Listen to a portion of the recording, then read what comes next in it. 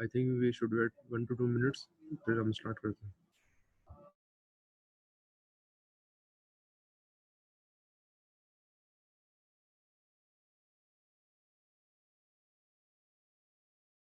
ज़्यादा ख्याल रखें आप लोग सब के जो एग्ज़ाम्स होंगे वो कैंपस में होंगे, तो get ready for that.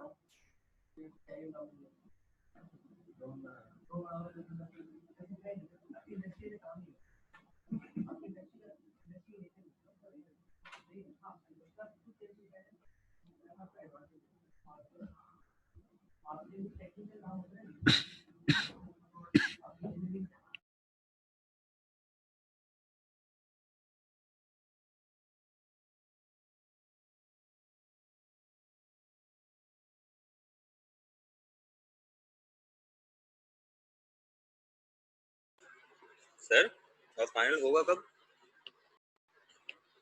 After जी जो अगला वीक इसको छोड़ के उसके बाद let me tell you the 28 29 29 28 to 30 September.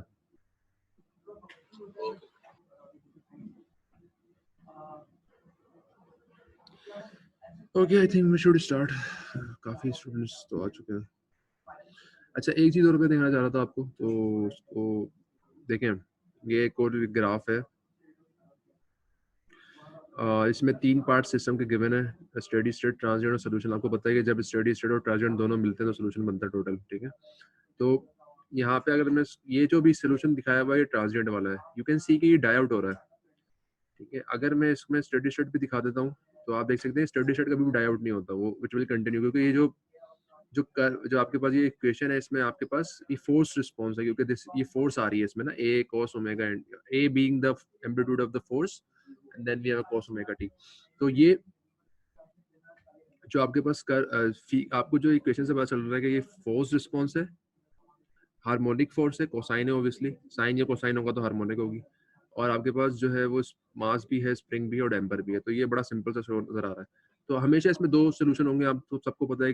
आपके पास एक होमोजीनियस सोल्यूशन होता है जो कि आपका ट्रांजिएंट होता है, और एक आपके पास स्टेडी स्टेट होता है जो आपका पर्टिकुलर सोल्यूशन होता है। तो जो ट्रांजिएंट होता है वो हमेशा जल्दी डाई आउट हो जाता है, it will die out very quickly depending on the zeta of the, for example ये आपका ट्रांजिएंट है। अब ये ट्रांजिएंट को मैं जल्दी डाई आउट कर सकता हूँ अगर मैं डैम्पिंग अपनी बढ़ाता हूँ। ये मैं बी चेंज कर रहा हूँ जो कि डैम्पिंग कोफिशिएंट है, तो ये जल्दी डाई आउट हो जाएगा। अगर मैं डैम्पिंग कम रखता हूँ, 0 कर दिया, तो फिर तो ये डाई आउट नहीं होगा, ऑब्वियस सी बात है। तो हम तो डैम्पर की बात कर रहे हैं, तो ये डाई आउट देखें आप, ये वक्त के साथ डाई आउट हो जाता है। बट स्टेडी स्टेट अगर मैं करूँ, जो पार्ट होता है सोल्यूशन का, उस वो डाई आउट नहीं होता, क्योंकि वो तो कंटिन्यूसली फोर्स आ ही रही है ना उसमें। तो स्टेडी स्टेट जो है वो ये जो फोर्स है इसकी वजह से आ रहा है, और फोर्स हमेशा सिस्टम में लगी हुई है, फोर्स रिस्पॉन्स है। तो कोसाइन ए cos ओमेगा टी तो चल ही रहा है हमेशा, तो इसका मतलब जो आपका आउटपुट होगा वो खत्म नहीं होगा, वो कम हो सकता है। This is your steady state, और इसी यही सोल्यूशन हम निकाल रहे होते हैं हमेशा। जो भी हम एक्स, कैपिटल एक्स निकाल रहे होते हैं, वो हम स्टेडी स्टेट की बात कर रहे होते हैं, क्योंकि transient will die out eventually, so we are not interested in that transient response, but the steady state obviously वो रहेगा। और अगर हम सोल्यूशन की बात करें तो वो दोनों का कॉम्बिनेशन होता है। तो solution is a combination of transient and steady state. तो आप देख सकते हैं कि यहाँ तक जो शुरू में थोड़ा सा पार्ट है, वहाँ पे कुछ रैंडम सी मूवमेंट हो रही है, तो ये सारा ट्रांजिएंट की वजह से हो रहा है। अगर मैं बी अपना बढ़ाता हूँ तो ये कम होता चला जाएगा। अब मैं बी बढ़ा रहा हूँ तो मेरा ट्रांजिएंट जो है वो कम हो रहा है, और स्टेडी स्टेट वैसा ही है। तो आप देख सकते हैं कि आपका ट्रांजिएंट जो पार्ट है वो कम हो रहा है। वजह क्या है कि आप डैम्पिंग बढ़ा रहे हैं, तो डैम्पिंग बढ़ाने से आपका ट्रांजिएंट रिस्पॉन्स जो है वो खत्म हो जाता है, कम हो जाता है। जितना ज्यादा बढ़ाएंगे उतना जल्दी खत्म हो जाएगा, बट स्टेडी स्टेट आपका रहेगा। अच्छा, अब हम डिस्प्लेसमेंट ट्रांसमिसिबिलिटी पे वापस आते हैं। तो हमने एक ग्राफ देखा था जिसमें हमने वाइब्रेशन आइसोलेशन भी डिफाइन कर दिया था, और ये आपके पास पूरा एक ग्राफ बन के आ रहा था। अच्छा, अब इसको थोड़ा वन बाय वन देख लेते हैं। इसकी कुछ जो वो है, जैसा पहला जो पॉइंट है वो ये कहता है कि the value of t d is unity for r is equal to 0 and r is equal to √2। तो कह रहा है जो टी डी की वैल्यू है, यानी कि वाई एक्सिस जो है आपका, वो दो जगह जो है, वाई एक्सिस जो है आपका वो दो जगह जो है वो 0 यूनिटी हो रहा है। एक तो यहाँ पे आपका टी डी जो है 1 है, जहाँ पे आपके पास आपकी जो आर है वो 0 है, obviously r r on the x axis है, तो आर 0 है यहाँ पे। और एक इस पॉइंट पे आपका जो है वो टी डी जो है 1 हो रहा है, जहाँ पे आपकी आर की वैल्यू √2 है, ठीक है। तो ये सिर्फ लिखा हुआ है उसने। For an undamped system zeta is equal to 0, t d will go towards infinity, बिल्कुल सही है। जो सबसे ऊपर वाला ग्राफ है इसमें आप देख सकते हैं कि जीटा 0.05 और इसकी पीक नजर नहीं आ रही है हमें, पता नहीं कहाँ जा रही है ये। तो अगर जीटा 0, जीटा है ही नहीं, डैम्पिंग सिस्टम में है ही नहीं, तो आर इज इक्वल टू 1 के ऊपर आपके पास जो टीडी होगा वो इन्फिनिटी तक जाएगा, तो बेसिकली वो अनडैम्प सिस्टम होगा। जब डैम्पिंग आपके पास 0 है तो आपके पास अनडैम्प सिस्टम है, और R1 के ऊपर आपके पास जो है वो रेजोनेंस होगी। For TD is less than 1, when TD is less than 1, for R is greater than √2 for any amount of damping, बिल्कुल सही है। जब आपका R जो है वो √2 से बड़ा है, मतलब ये दिस इज √2, इस √2 के बाद जो भी R है, जितने आ रहे हैं सब √2 से बड़े आ रहे हैं। जो आपके पास फ्रिक्वेंसी रेशियो है वो √2 से बड़ा, जब भी आर आपके पास √2 से बड़ा होगा तो उसमें टीडी की वैल्यू 1 से कम होगी हमेशा। तो सारे जो ये ग्राफ्स यहाँ से इसके बाद है, ये सारे 1 से कम हो रहे हैं। For R less than √2, smaller amounts of damping lead to larger value of TD, obvious सी बात है। √2 से कम में जितनी भी पीक्स ये आ रही हैं तमाम की तमाम, जितना जीटा कम होगा उतनी बड़ी पीक आएगी, तो सबको आइडिया है इस बात का। For zeta for r is greater than √2, smaller amounts of damping lead to smaller values of TD। और जब आप √2 जब r को और √2 से बढ़ाते हैं तो यहाँ पे जो जितनी कम डैम्पिंग होगी उतना आपके पास कम छोटी TD की वैल्यू होगी, तो ये थोड़ा अपोजिट हो जाता है यहाँ पे। बट डजेंट मैटर क्योंकि सबके सब बहुत करीब करीब हैं, तमाम जो कर्व्स हैं यहाँ पे वो बहुत ही करीब है, तो डजेंट मैटर, तमाम तमाम तमाम के तमाम कर्व्स ही यहाँ पे वाइब्रेशन आइसोलेशन में। अब एक बड़ी इंपॉर्टेंट बात आपको मैं बताना चाह रहा हूँ, आप ये गौर करें, चाहे जीटा कुछ भी हो, तमाम जो कर्व्स है यहाँ पे जो वाइब्रेशन आइसोलेशन के अंदर आ रहे हैं, इसमें मुख्तलिफ जीटास है ना, 0.25 है किसी का 0.20, 0.1, 0.05, लेकिन तमाम कर्व जो है मुख्तलिफ जीटा होने के बावजूद जो है वो वाइब्रेशन आइसोलेट कर रहे हैं। तो इसका मतलब ये जीटा से इंडिपेंडेंट हो गया है। जब भी आर आपका आर जो एक्स एक्सिस पे है, whenever your r is greater than √2, irrespective of the zeta, you will be in vibration isolation। तमाम जो कर्व्स हैं ये तमाम के तमाम वाइब्रेशन आइसोलेशन के अंदर है, यानी कि 1 से कम वैल्यू है उसकी, ठीक है। तो डजंट मैटर, अगर आप तो वाइब्रेशन आइसोलेशन सिर्फ आर से गवर्न होता है, जीटा से गवर्न नहीं होता। तो जीटा चाहे जितना भी हो, चाहे जितना कम हो जितना ज्यादा हो, डजंट मैटर, अगर वो आर जो है वो √2 से ऊपर होगा तो आप वाइब्रेशन आइसोलेशन में होंगे। तो vibration isolation is irrespective of the value of zeta and is dependent on the value of r। अच्छा, the maximum value of transmissibility occurs when, obviously बात है, जो अगर मुझे इसका पीक निकालना हो किसी भी कर्व का, तो मैं जो TD है उसको मैं डिफरेंशिएट कर दूंगा रिस्पेक्ट टू r, 0 रखूंगा तो वो स्लोप आ जाएगा उसका, तो वो और फिर यहाँ उन्होंने निकाल के दिखाया हुआ है। तो जो फॉर्मूला बन के आया है वो RM से मुराद जहाँ मैक्सिमम पीक आ रही है किसी भी कर्व की, जितने भी कर्व्स हैं यहाँ पे जो उसकी पीक आ रही है उसका फॉर्मूला है। अगर आपने उसको पीक निकाल लेंगे किस आर के ऊपर जो है वो मैक्सिमम पीक आ रही है, तो आप you will use this formula, और obviously all this formula is only dependent on the zeta. तो आप जीटा सिर्फ डालेंगे, आपको आराम से ये पता चल जाएगा क्योंकि उस for a particular graph for the particular displacement transmissibility, जो आपका आर है मैक्सिमम वो कहाँ है, मतलब किस आर के ऊपर मैक्सिमम पीक आएगी, ठीक है। तो वो आर एम से उसको नाम दिया हमने। बाकी t d max at r is two r m, t d max मतलब जहाँ अगर मैं टी डी मैक्स निकालना चाहूंगा तो जो अगर जो आर एम की वैल्यू है ये निकाल के मैं टी डी की फॉर्मूले में डालता हूँ इस वाले में, तो ऑब्वियसली मुझे मैक्सिमम वैल्यू मिलेगी टी डी की। तो क्वालिटी फैक्टर भी कहते हैं, it's not that important actually. अच्छा, अब ये तो आप डिस्प्लेसमेंट ट्रांसमिसिबिलिटी समझ गए, इसको मैं दोबारा एक बार ग्राफ से देख। डिस्प्लेसमेंट ट्रांसमिसिबिलिटी क्या होती है? It's a ratio of x divided by y, x being the movement of your chassis, y being the movement of your tyre. इन दोनों का रेशियो जो है वो अगर 1 से कम होगा तो ऑब्वियसली आप वाइब्रेशन आइसोलेशन के अंदर होंगे। वजह क्या है 1 से कम होने का मकसद? कि जो टायर पे मूवमेंट है वो ज्यादा है और जो चेसी पे मूवमेंट है वो कम हो गई है, तो 1 से कम है आप। अगर ये रेशियो 1 होगा इसका मतलब है जितनी टायर पे मूवमेंट आ रही है उतनी ही चेसी पे आ रही है मूवमेंट। अगर ये 1 से ग्रेटर देन होगा इसका मतलब कि जो आपके पास टायर पे मूवमेंट है जो है जो आपके पास चेसी पे मूवमेंट है वो टायर की मूवमेंट से ज्यादा है। तो ये इसीलिए इसको डिस्प्लेसमेंट ट्रांसमिसिबिलिटी कहते हैं कि आप डिस्प्लेसमेंट को कंपेयर कर रहे होते हैं, अपने टायर की जो डिस्प्लेसमेंट है वो, जो टायर की एम्पलीट्यूड है वो, और जो आपकी चेसी की एम्पलीट्यूड है। अच्छा, अब अगला एक और आता है जिसको हम कहते हैं फोर्स ट्रांसमिसिबिलिटी की। फोर्स किस तरह ट्रांसमिटेड हो रही है, तो अब force F is transmitted to the base और support due to reactions from the spring and dashpot. तो this force can be determined as, ये फॉर्मूला वही फॉर्मूला है, फोर्स वही फोर्स है ये बेसिकली। जो आपके पास डैम्पर और स्प्रिंग से फोर्स आ रही है, तो ऑब्वियसली आपने जो मास का जो कंपोनेंट अलग कर दिया उसको, और उसको आप यू कैन ऑब्वियसली जो x डबल डॉट है you can write in terms of x sin omega t minus five, क्योंकि उसमें फाइव तो आएगा, डैम्पर है तो उसमें फेज हमेशा आता है, और उसको दो बार डिफरेंशिएट करेंगे तो एक्सलेशन बन जाएगी। अच्छा, और फोर्स ऑब्वियसली तीनों चीजें बराबर है, ये सब बराबर है, तो आप इस फोर्स को उठा लें और राइट हैंड साइड पे इसको उठा लें, तो वो इस तरह से बन जाएगा। जब आप if you differentiate this thing two times, तो ये ओमेगा जो है ये बाहर आ जाएगा और ओमेगा स्क्वायर बन जाएगा। तो ये ओमेगा स्क्वायर इसलिए बाहर आ गया यहाँ पे। एंड साइन कोसाइन हुआ, फिर दोबारा दो बार डिफरेंशिएट किया तो sine will become cosine, and then cosine will become sine, तो वो दोबारा साइन ही आ जाएगा यहाँ पे। तो दिस इज योर फोर्स। और ऑब्वियसली इस ये एक तरीका तो ये लिखने का आ गया, एक तरीका ये लिखने का आ गया, दोनों बराबर हैं। तो अगर मैं दोनों को कंपेयर करूं तो आई कैन से कि एफ टी जो है, जो ट्रांसमिटेड फोर्स है, किसके बराबर है वो, minus m omega square x. तो दिस एफ टी जो है ये बराबर है minus m omega square x के।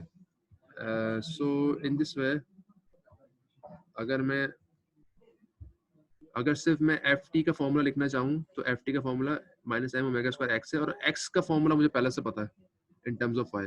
ये जो फॉर्मूला है आपके पास, दिस इज योर, यहाँ से आप एक्स का जो एक्स का रिजल्ट निकाल सकते हैं अगर आप वाई को वहाँ ले जाएंगे। तो मैं फिर ये यहाँ से एक्स का रिजल्ट निकालूंगा इन टर्म्स ऑफ वाई और वो वहाँ लिख देंगे,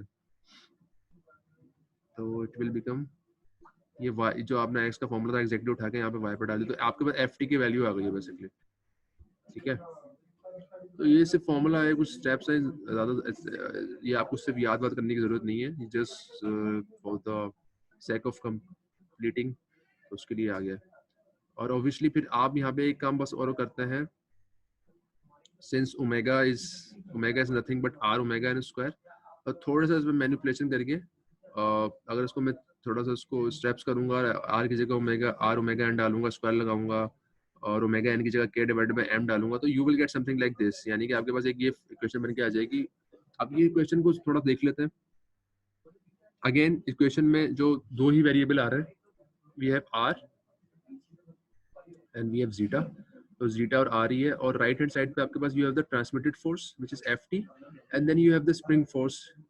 स्प्रिंग फोर्स तो नहीं है but it's just K with displacement. ठीक है, तो सिर्फ आपने क्यों आपने ये रेशियो निकाला हुआ है इन टर्म्स ऑफ फोर्स, क्योंकि दो फोर्सेस हैं तो दोनों के जो यूनिट्स हैं वो कैंसिल आउट हो जाएंगे, तो इट विल बिकम डायमेंशनलेस। तो इसीलिए सिर्फ आप उसको एक जनरल टर्म से जो है उसको आप इक्वेट कर रहे हैं, उसको चेक कर रहे हैं। तो ये ज्यादा कोई ये नहीं कहाँ से क्यों आया है, ये इट्स जस्ट कि आप ऊपर आपके पास ट्रांसमिटेड फोर्स थी एफ एफ टी, और नीचे जो है वो के और डिस्प्लेसमेंट है, तो K is the stiffness, Y is the displacement of the tyre, तो के वाई भी आपके पास फोर्स ही बनती है, तो दोनों फोर्सेस हैं, तो इसलिए डायमेंशनलेस हो गया ये।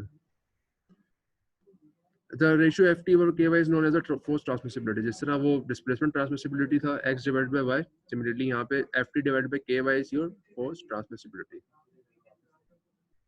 अच्छा, यहाँ पे भी उन्होंने जो है वो कुछ कर्व्स बनाए हुए हैं, तो आप यहाँ पे भी देख सकते हैं कि जो जितना जीटा जो है वो ज्यादा कम होगा उतना आपके पास पीक आती है, बट आफ्टर रूट टू थोड़ा सा अपोजिट हो जाता है वो।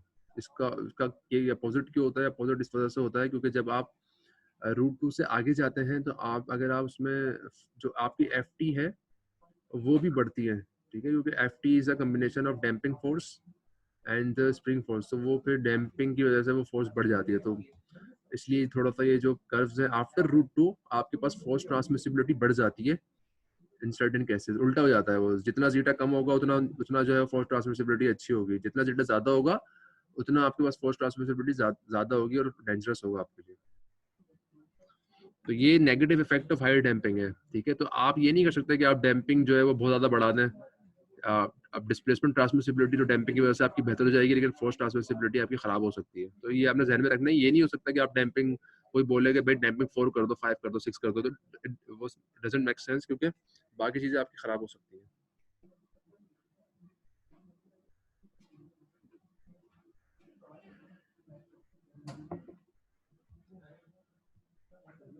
अच्छा, यहाँ पे अब एक हम सवाल करते हैं। थोड़ा इंटरेस्टिंग सा सवाल है, इसको समझने की कोशिश कीजिएगा।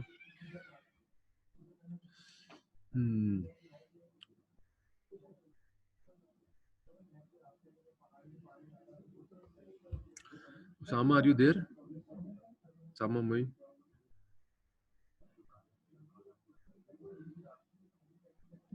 Yes, sir. Can you please read the question?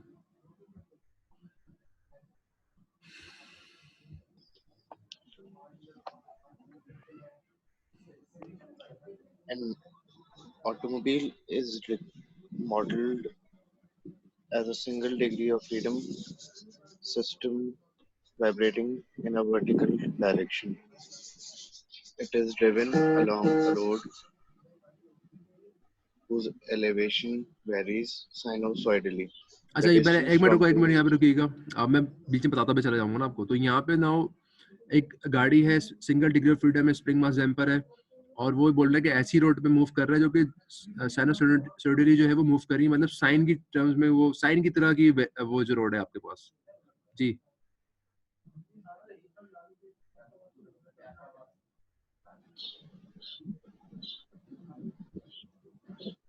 the distance from peak to trough is 0.2 meter and the distance along the road between the peaks is 35 meter.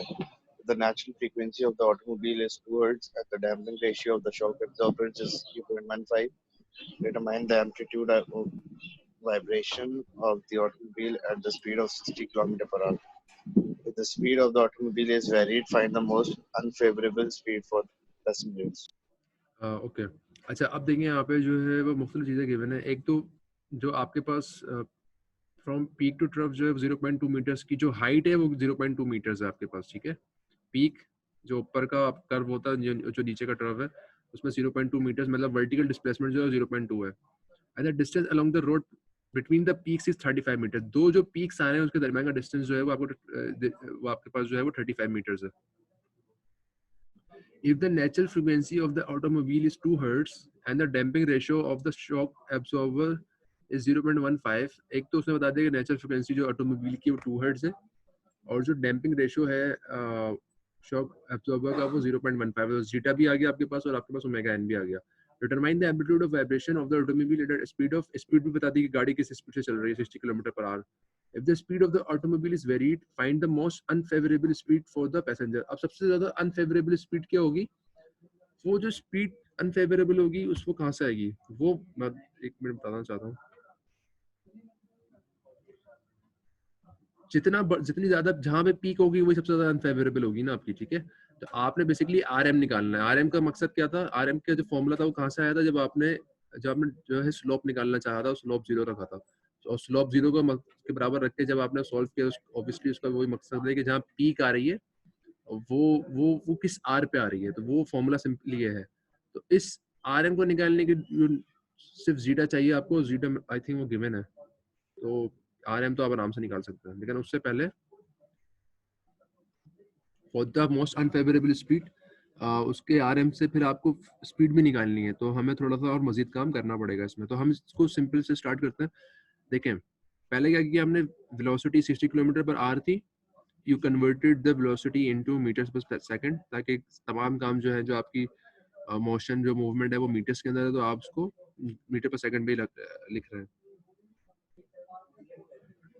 अच्छा, अब जो ओमेगा एन है आपका वो जो यहाँ पे फ्रीक्वेंसी दी थी वो 2 हर्ट्ज थी, हमें इसको ओमेगा में कन्वर्ट करना है। तो ओमेगा इज 2 पाई एफ, तो 2 पाई एफ करूंगा, this is F, actually this is F. मैं ओमेगा आराम से निकाल सकता हूँ अगर मैं 2 पाई से मल्टीप्लाई कर दूं। तो दिस ओमेगा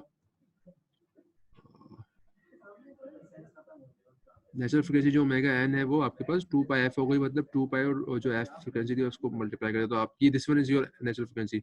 जीटा 0.15, 0.2 जो डिस्टेंस मैंने बताया था वर्टिकल है वो पीक और ट्रफ का है, तो this is your peak, this is trough, तो ये 0.2 हो गया।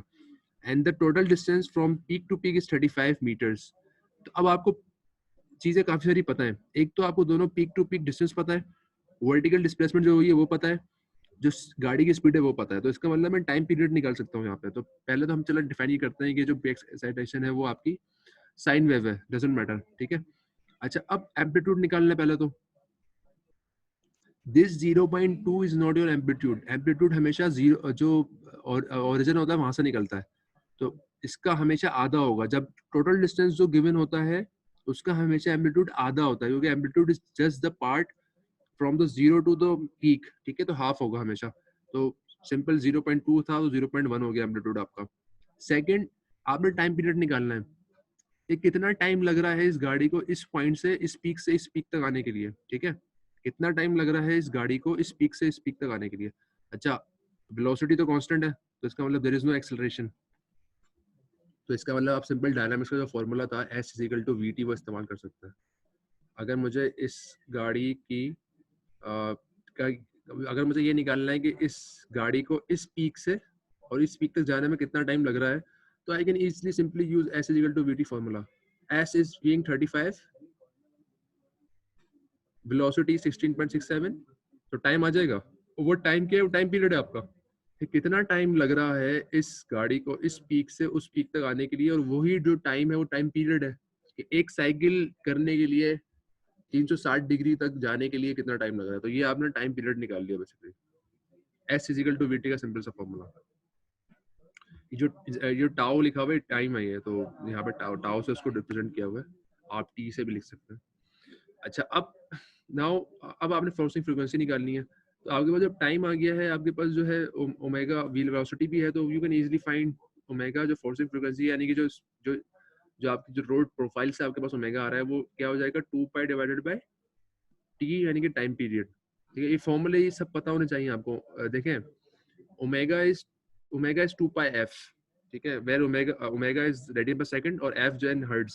तो omega is equal to 2 pi F, और एफ किसके बराबर होता है 1/t के. ये बहुत पहले से पढ़ते हुए आ रहे होंगे आप. तो एफ जो हर्ट्ज में फ्रीक्वेंसी है उस वो is the reciprocal of your time period. तो बेसिकली ये जो फॉर्मूला क्या था, omega is equal to 2 pi F, F is 1/t, तो टी नीचे टी आ गया, तो you can easily find the omega. क्या ओमेगा है ये वो ओमेगा है जिस ओमेगा पे ये जो आपकी जो मूवमेंट हो रही है ये हो रही है. ठीक है, तो it's 2.992 radians per second. Now you can find R. ठीक है, फ्रीक्वेंसी रेशियो आराम से निकाल सकते हैं आप. You have the omega which is this, you have the omega N जो आपके पास सवाल में गिवन था, आपने सिर्फ रेडियन पर सेकंड में कन्वर्ट किया है, तो you will get the R. आपके पास आर रेशियो आ गया जो कि सबसे इंपॉर्टेंट चीज है. अच्छा, अब you can easily find displacement transmissibility. क्या फॉर्मूला था उसका, दोबारा दिखा देता हूँ आपको.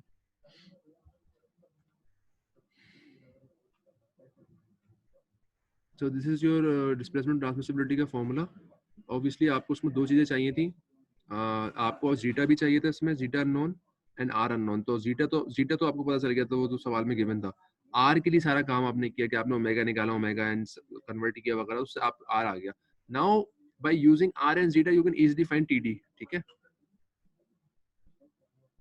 यहाँ पे जो हमने काम किया है वो यही किया है कि जब हमने आर और जीटा पहले से पता था, दोनों आपके पास आ गए हैं, तो now you can use the displacement transmissibility. अब आपके पास x और y आ जाएगा. ठीक है, तो जो आपके पास x आ रहा है विच इज ऑब्वियसली 0.106 आ गया आपके पास.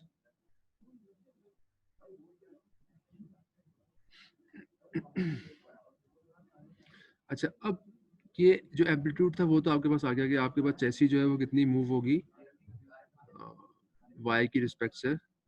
ठीक है, तो अब जो आप काम ये कर रहे हैं, अब आप ये काम करेंगे कि आपने जो मैक्सिमम जो अनफेवरेबल स्पीड थी वो निकालनी है. तो उसके लिए मैंने कहा था कि आपको RM का फॉर्मूला इस्तेमाल करना है. ठीक है, तो find the automobile velocity with results in the highest amplitude x. जो अनफेवरेबल क्या होती है, अनफेवरेबल का मतलब ये है जहाँ पे सिस्टम जो आपके पास चेसी है उसके पास जो एम्पलीट्यूड है वो सबसे मैक्सिमम हो. So we have to find the frequency ratio R omega for the highest transmissibility. तो हमने क्या किया, वही जो डिफरेंशिएट करता था वही किया, लेकिन वो उसका जो फॉर्मूला वो गिवन है, तो आपको दोबारा डिफरेंशिएट करने की जरूरत नहीं है. आपने सिर्फ ये फॉर्मूला इस्तेमाल करना है, और ये फॉर्मूला क्या बताता है कि वो आर बताता है जहाँ पे मैक्सिमम पीक आ रही हो. तो आर एम का मतलब क्या है, ये वो आर है जहाँ पे आपके पास पीक जो है वो मैक्सिमम है.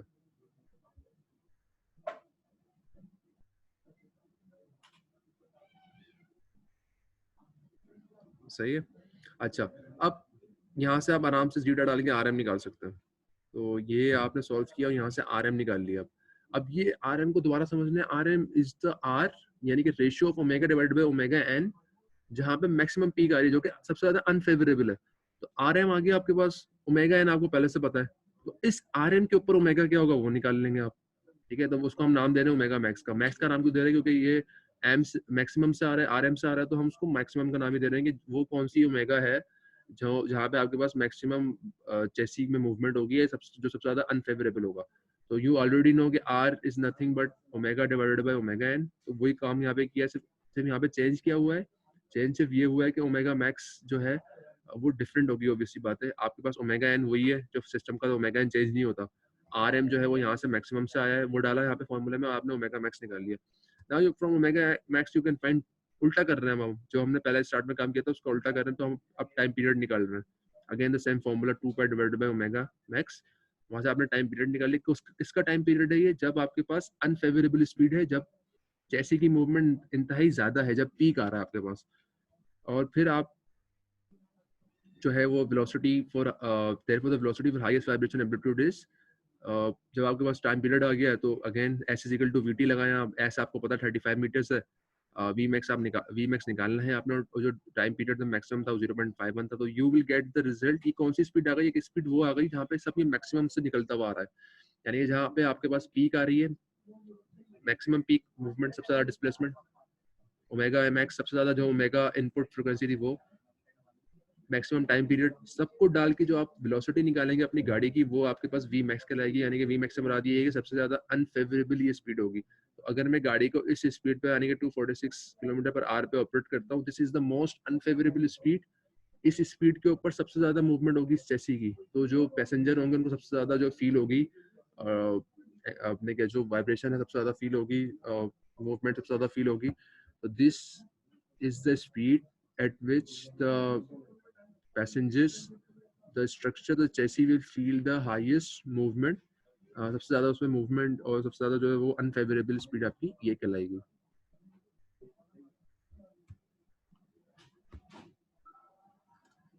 Any questions here?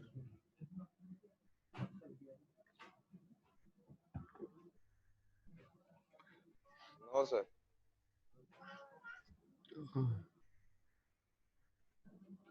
किसी का कोई और कोई सवाल तो मुझे कम से कम बता देंगे, समझ आ रहा है। I don't know if you are getting the point और नॉट।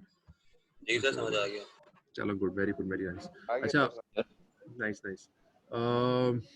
आगे कुछ करना चाह रहे हैं आप? सर हम इसमें हम लीस्ट फेवरेबल स्पीड भी निकाल सकते हैं?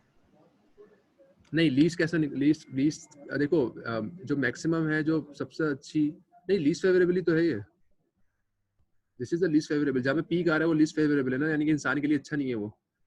तो ये बेसिकली मोस्ट अनफेवरेबल बोल दो या लीस्ट फेवरेबल बोल दो, एक ही बात है ना, एक ही चीज है। सबसे ज्यादा खतरनाक स्पीड कौन सी है? सबसे ज्यादा वो स्पीड जिसमें सबसे ज्यादा मैक्सिमम आपको मूवमेंट महसूस होगी और आप झटके खा रहे होंगे खाली ना, तो वो स्पीड है बेसिकली। और फेवरेबल स्पीड निकालें? देखो, फेवरेबल स्पीड तो ये होगी ना कि फेवरेबल स्पीड एक नहीं हो सकती, उसमें तो आपके पास एक रेंज होगी बेसिकली ना, लेकिन वो निकाल नहीं सकते, इसलिए नहीं सकते कि यहाँ पे तो आपने उसको डिफरेंशिएट करके पीक निकाल ली। पीक तो एक ही होती है ना उसमें, जो सबसे मैक्सिमम पीक हो रही होगी। अब बाकी जो सारा इलाका है वो तो आपका बहुत सारी स्पीड ऐसी हो सकती है जो कि मुनासिब हो, जहाँ पे आपके पास वाइब्रेशन आइसोलेशन वगैरह भी हो रही हो। तो जितनी भी स्पीड, जैसे फॉर एग्जांपल अगर मैं यहाँ पे शो करना चाहूँ समझाने के लिए आपको,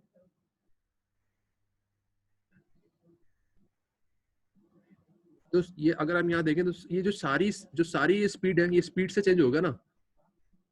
ये जितना भी रूट 2 से आगे की जितनी भी चीज है, ये ओमेगा एन तो कांस्टेंट है सिस्टम का, ओमेगा एन तो चेंज नहीं हो रहा। तो ये जो अगर मैं यहाँ से आगे जा रहा हूँ ऑन द एक्स एक्सिस, तो ऑब्वियसली बात है कि मेरा ओमेगा बढ़ रहा है।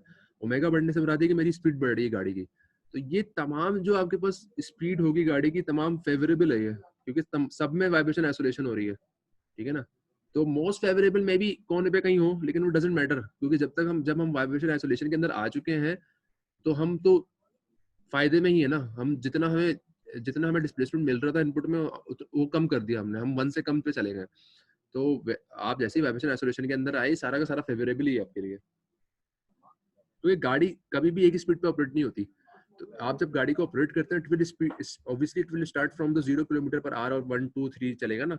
तो ये पूरा उसने ऑपरेट करना है, इस पूरे रेंज से गुजरनी है गाड़ी ने। ठीक है। तो इसीलिए मैं कह रहा हूँ कि एक खास इसीलिए डैम्पर लगाते हैं, वरना डैम्पर लगाने की जरूरत ही नहीं हो। तो इसीलिए किसी एक खास जो है वेलोसिटी के ऊपर जो गाड़ी है वो ज़्यादा वाइब्रेट करती है। और कुछ जो ऐसी भी होती हैं, कुछ ऐसे भी आपको जो है वो मिल जाएँगे जिसमें आप गाड़ी वाइब्रेट नहीं करेगी बिल्कुल भी। तो ये बड़ा वो है कि किस एरिया के अंदर वो पीक आ रहा है ना, किस स्पीड के ऊपर वो मैच कर रहा है ओमेगा और ओमेगा एन, तो वो वहाँ पे आपको वाइब्रेशन ज़्यादा होगी। तो इसीलिए डैम्पर लगाते हैं कि जो ये पीक है ये कम हो जाए, तो आप जब गाड़ी को ऑपरेट कर रहे हो इस रीजन के अंदर, तो आप फिर भी आपकी जो आपके पास जो मूवमेंट हो रही है वो पैसेंजर की या चेसी की वो कम से कम हो।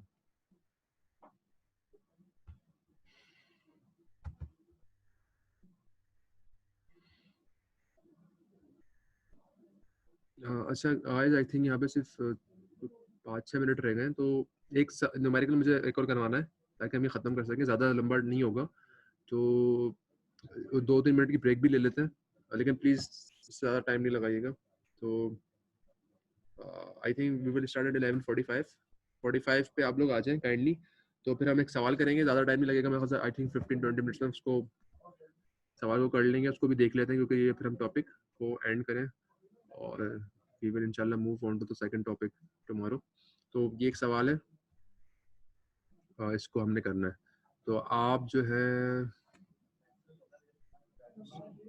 जस्ट एक 5 मिनट्स ब्रेक, तो हम 5 मिनट्स के बाद 45 पे आते हैं और 10-15 मिनट्स में हमारा वो खत्म हो जाएगा, ये जो न्यूमेरिकल है। तो फिर आप लेकिन प्लीज 45 पे आना, तो 45 पे एग्जैक्ट आ जाना है आप लोगों ने, ठीक है। ओके।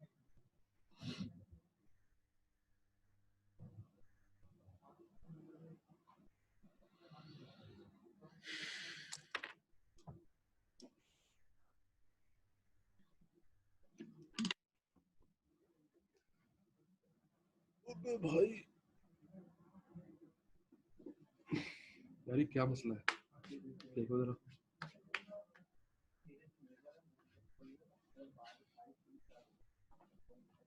आप भी